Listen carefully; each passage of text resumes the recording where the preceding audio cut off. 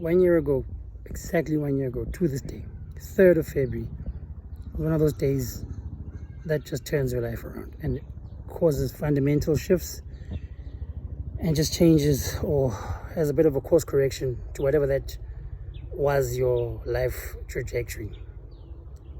Today's the day that the attending doctor at Sunninghill Clinic walked in and said, "We know what is wrong with you. We finally know. You have what is known as a multiple myeloma." And I remember saying to her, "Myeloma, Oma, that's a cancer." And she responded and said, "Yes." And I remember that moment so clearly. I'll never forget that moment, because in that moment my mind went to about 500, 600, 700 different places. Mainly, I'm gonna die, to remembering what leukemia did to my late cousin, to Ishi Shaw, so many things. And it was one of the toughest days, that I've ever had. I'm so grateful that in that whole process, not any of the doctors ever mentioned anything about it's too late or we should give up. Instead, they all just had this remarkable sense of, you're going to be okay.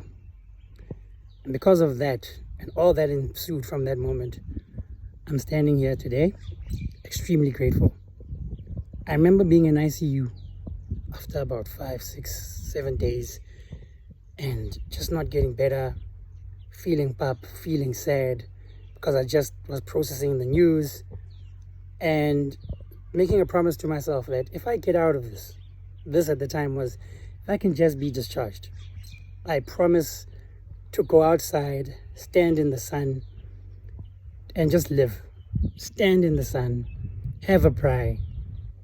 If I can, if I'm lucky enough to just get one more trip, definitely do it. And all that has happened in the course of the last year. It's been a powerful year.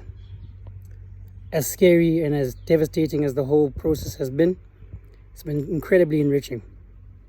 Grateful for the cancer, for showing up to provide fantastic life experiences, lessons, moments of reflection, moments where my ego got burnt out and I just had to remember that I'm just a mortal.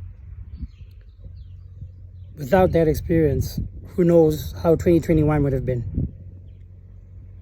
So, I stand here 1 year later, still on the journey, but deeply grateful. Let's rock and shock.